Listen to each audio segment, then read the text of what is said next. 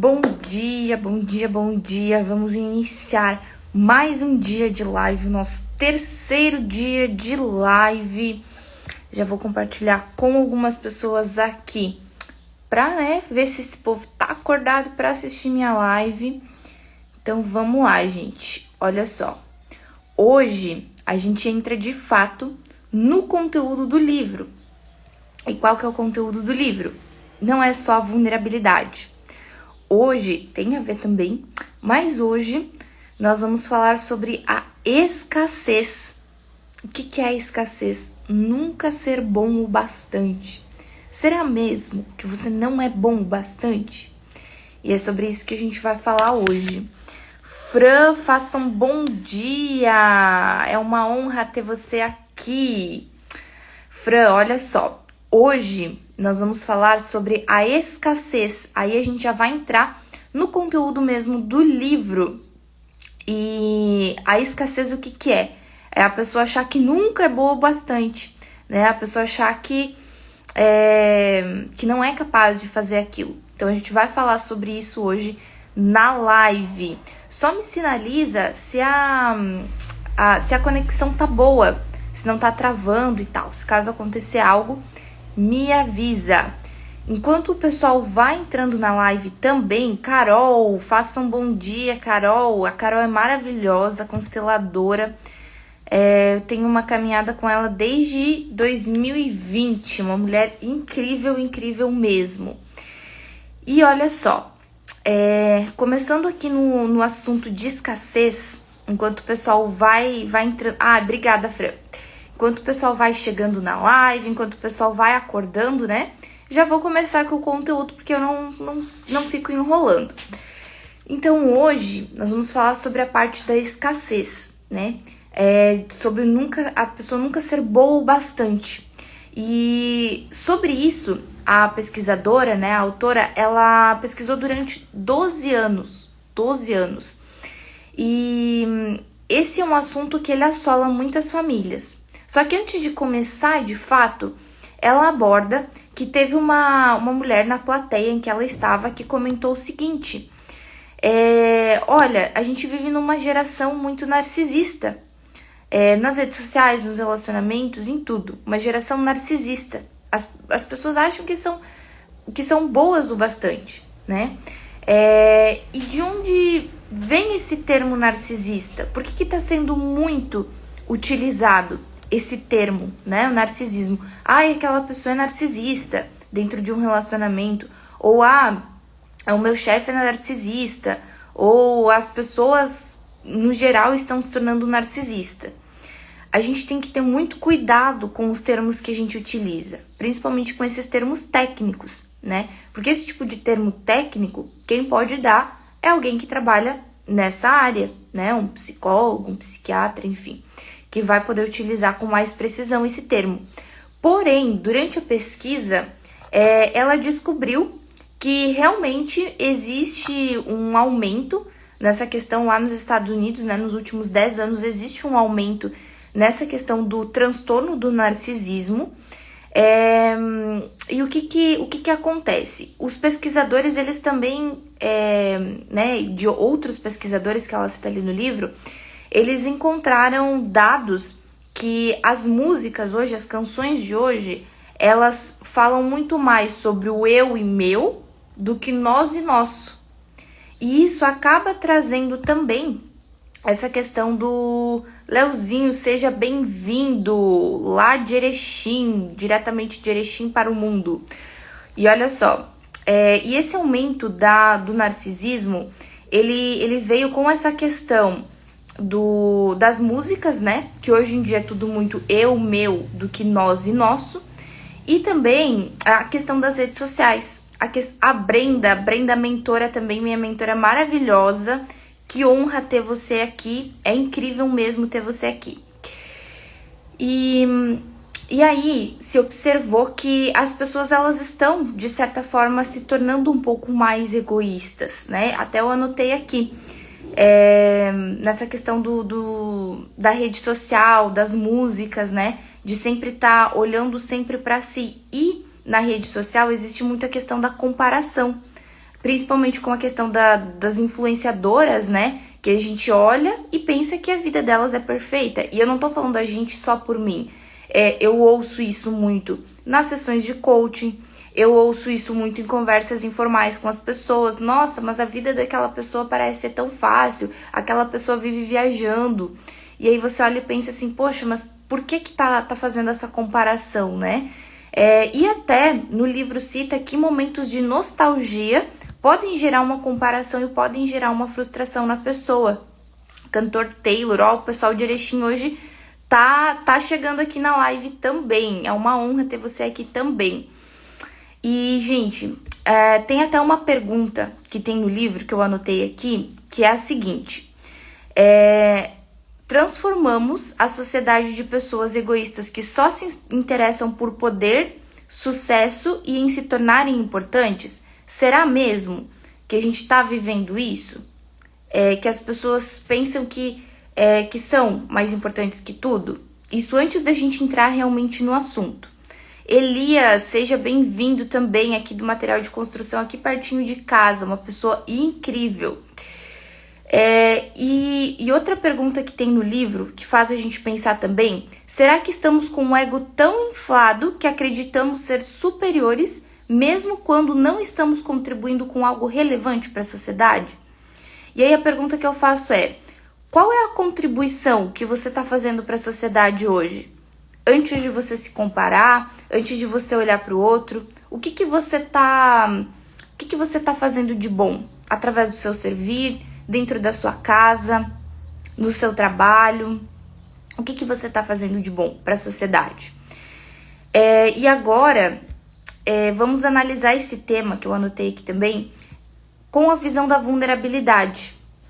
O quanto as pessoas estão trazendo de fato a mudança, a cura. Se você utilizar só aquele termo que era o que a gente estava falando no início, as pessoas estão se tornando muito narcisistas, as pessoas isso, as pessoas aquilo, sem ter um embasamento, né, dar um diagnóstico para alguém, sem ter um embasamento de algum profissional, digamos assim, você só vai rotular e não vai causar a cura e a mudança naquela pessoa. E agora eu vou trazer um exemplo também de algo que é muito comum acontecer. E que aconteceu comigo, inclusive, quando eu comecei o meu processo. Eu comecei o meu processo de autoconhecimento lá em 2020. E eu intensifiquei de 2022 para cá. E olha só, quando eu comecei, e cada vez que eu descobria algo novo, eu queria que as pessoas também participassem daquilo. Mayra, seja bem-vinda, Mayra. Tô muito feliz de ter você aqui. E quando eu comecei nesse processo de autoconhecimento, cada vez que eu descobria algo novo, algo que me ajudou, assim, eu queria que as pessoas fizessem aquilo também. Eu dizia, nossa, você precisa fazer aquele treinamento, você precisa conhecer esse terapeuta, essa terapeuta. Você tá precisando disso. Eu sempre tava olhando pro outro, eu precisei, você precisa também. E aí eu insistia muito que as pessoas participassem daquilo. E as pessoas às vezes não estavam naquele momento ou não queriam saber daquilo, não era o foco delas e tá tudo bem.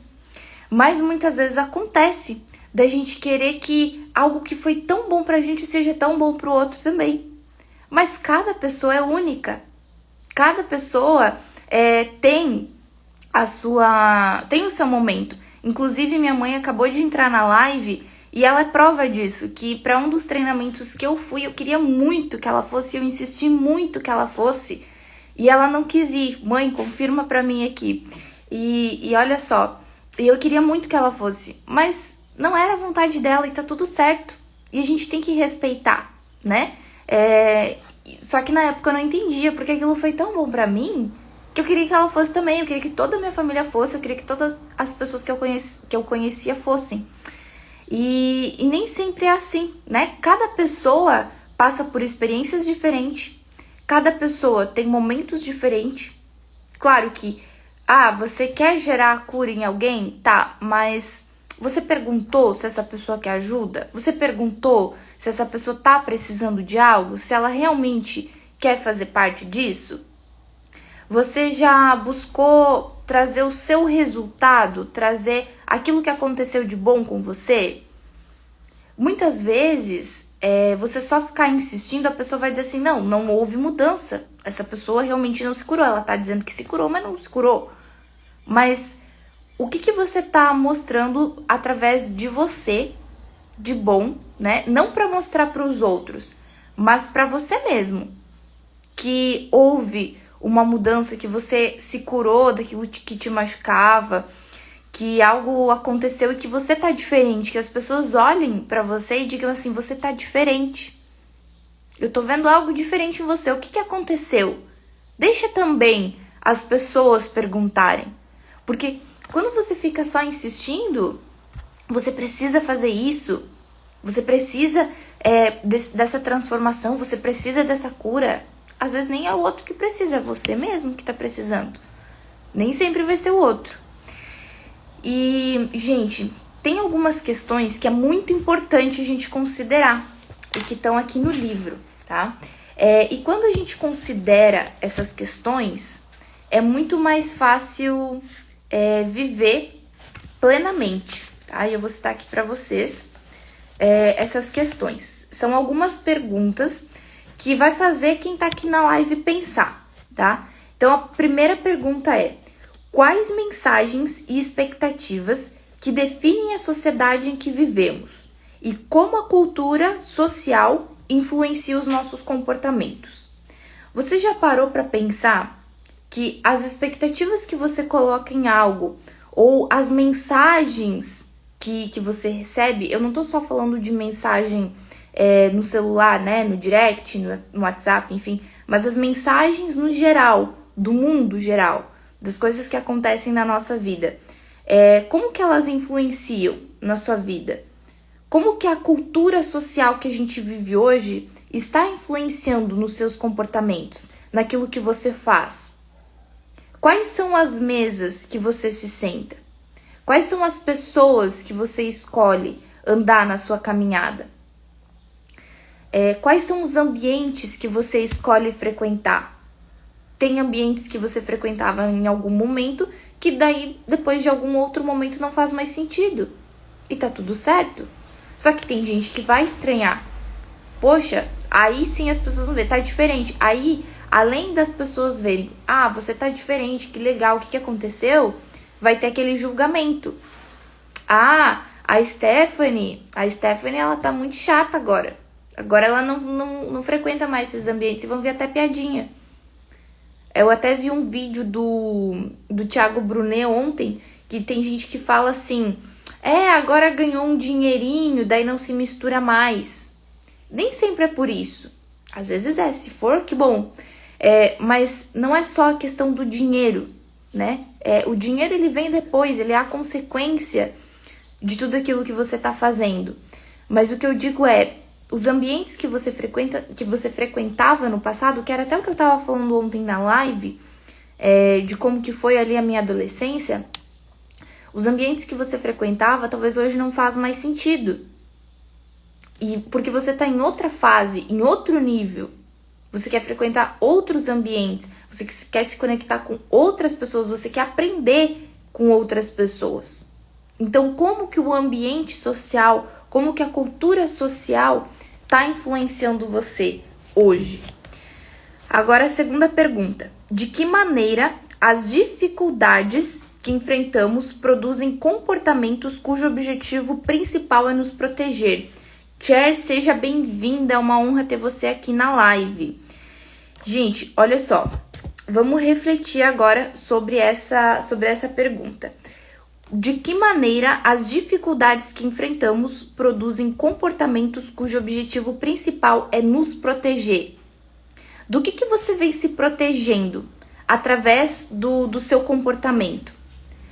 Porque assim, falando de vulnerabilidade, que é um dos temas principais aqui do livro, tem pessoas que se protegem da vulnerabilidade, que elas não vão ir lá e abrir uma live, por exemplo, ou fazer algo que desafie elas por conta da vulnerabilidade. Então, como que você tem se protegido e não tá vivendo algo que você gostaria de viver? Porque muitas vezes é isso. Muitas vezes a pessoa tá ali, eu não vou dar esse passo porque eu tô me protegendo, eu não vou fazer isso porque eu tô me protegendo, mas nem sempre isso é consciente, muitas vezes isso é inconsciente. A pessoa nem percebeu que ela tá tentando se proteger de algo, colocando um escudo ali para se proteger. E se vocês quiserem depois, vocês podem me chamar também no direct que eu mando essas perguntas para vocês, tá? Número 3. Como nossos comportamentos, pensamentos e emoções estão relacionados à vulnerabilidade e à necessidade de um forte sentido de valorização. Hoje, o que acontece? Eu vou trazer o exemplo das redes sociais. Acontece das pessoas quererem muito a validação, através de curtidas, através de quantidade de visualizações, através de uma série de fatores, através de elogios, e muitas vezes também através de críticas, porque tem pessoas que postam algo intencionalmente, né? Principalmente sites de fofoca, por exemplo, que postam algo intencionalmente para receber aquela crítica, para receber engajamento e para receber números, né? Números, engajamento. Então, como que esses comportamentos, pensamentos e emoções estão influenciando em tudo isso? E na vulnerabilidade das pessoas também. Por que essa forte busca, essa forte necessidade por valorização, por aprovação? Você já parou para pensar nisso? Suelen, seja muito bem-vinda também, estou muito feliz de ter você aqui. E, gente, se a gente ampliar a nossa perspectiva, a visão de tudo muda.